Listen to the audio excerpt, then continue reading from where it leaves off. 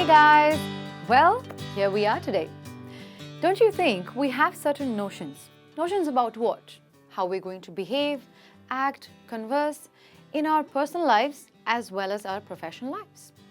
We also have really sweet dreams as to how we're going to excel and climb that ladder of success. Of course, in your corporate lives. But somewhere or the other, we get stuck, particularly when it comes to what? When it comes to communication skills. No, wait. Effective communication skills. Don't you think things such as basic things, greeting people in office, asking questions, answering those questions, and then writing messages or emails to your supervisors, maybe team members, often becomes a difficult task, a very confusing task. Don't you think so? So today here on Skillopedia, you are going to learn how to better your communication skills, especially when it comes at workplace. With me, Meera. So guys, let's get started with our super goals. All right, what I think is we have to aim to respond rather than reacting to any situation. Now you would think, what does that mean and why? That is because we humans are actually capable of first listening, processing the information, thinking about it, and then we get to choose if we want to respond or we want to react. Now think about it. When you look at animals, they usually bark and they react to things because they're very defensive and offensive at times, especially when it comes to difficult situations where people are getting in an argument, heated argument, bosses are shouting, yelling, probably a meeting, emails which get you really angry and you just feel like, oh, let me just reply. But remember, always and always first think. So what I do is I usually count 30 seconds, 1, 2, 3, 4. In this way, I'm sort of managing my emotions here before I react. Maybe I might get angry or feel like crying. I feel like pointing fingers at others or saying incorrect things. Or sometimes I end up promising irrational things. Just pause, breathe in, breathe out.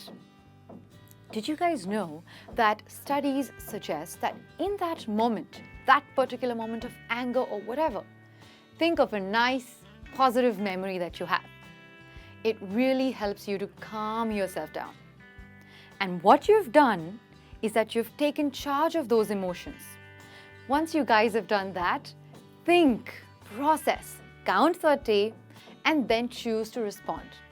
For that matter, even reacting to mails is equally risky, just the way I mentioned before. That is why, that is because you just feel like responding to something that gets you angry, super angry.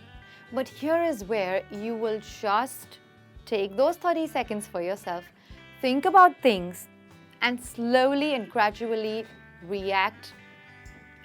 respond to those emails. Well guys, so that's about your first goal. Now let's move to the second goal. Here I want to tell you that you have to learn how to be selfish. You heard me right. Learn to be selfish. But why am I saying this? That is because I think that, for instance, just take an example. People used to tell me to be an active listener to improve my communication skills, especially make them so much more productive and effective at workplace. And I used to always think and wonder, what does this even actually mean? What is active listening? I'm listening, I'm here. What do I have to do more? And how do I do that? Let me tell you all, if you want people to listen to you and to your points and to your new ideas, then you have to do the same. If you want to get motivated, motivate others who are probably your colleagues, your subordinates, even your seniors. Good job, Karen. Well done, Sean. You can always wish others like, hey, have a great day. Take my word for it, guys. People respond to positive vibes. There's something I want you to know, that you have to be 100% present from now on. Promise me that you will. I know you're thinking, if I'm physically present, I'm obviously there, right? How else can I be further present than that? Ask yourself again. Just try. Are you really present? Do you actually listen and understand each and every word the other person is saying to you or advising you or suggesting? Probably not. The millennials surely don't have the patience for it, and I know as a matter of fact. Especially when someone is talking, we always have a voice inside us that comes from within which says, "Oh my God, just hurry up and finish what you're saying. I have to go." You're always in a hurry. And that is why we often think about 100 other things while people are talking to us. This definitely shows in your body language and in your eyes, as well as people around you really get it, what you're trying to do. Now, how to fix this? Your body language, how would you fix it? Well, guys, one good method is to start practicing at home. Consciously try to focus on each and every word your family members are saying without interrupting them, because that's where it all starts. This way too, I know it's difficult, I know that, but if you want to succeed, guys, you must overcome all these small difficulties. They're not too much. Now, try to apply the same thing at workplace. For example, stand stable, sit stable and straight when someone is trying to talk to you, particularly when someone is trying to talk to you. Then, try to respond with words such as yes, okay, all right, I understand, well, uh-huh. So now what happens is when these things are happening, when small talk is happening, you can always try to take reference from what they're saying. For example, there's something happening, the discussion is happening.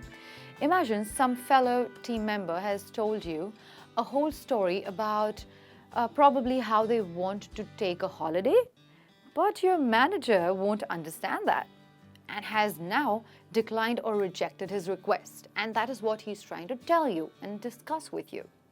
At the end of the whole discussion, or what he's trying to say, just try to say things like, all right, let me understand this. You are saying he will not give you a leave because he wants to do a team meeting that week itself? What has happened? What have you just done? This way, the person has understood that you're responding and you're listening. You have been listening. Exactly. Here, your focus should not be on giving any advice in return. All you need to do is practice to be 100% present in the conversation with your body language and your responses, right? Well, this brings me to another point. The one thing I won't forget to mention under this particular topic is to increase your communication skills by maintaining a good and a positive body language at workplace. Well, guys, I think you're not new to this particular topic, but we all have certain common reference points of what is a good body language, what's a negative body language. So you guys know that slouching is a negative body language. That's what I mean when I say we have common references. Similarly, a good handshake leaves a very strong and a positive impression, right? Now, the two main points to understand in this is that the way you sit, stand, your hand gestures, whatever you do when you're communicating, is basically you're influencing your own mind when you do this. Now, what I mean to say, if I'm slouching and I sit like this, I'm feeling weak internally and I'm getting scared.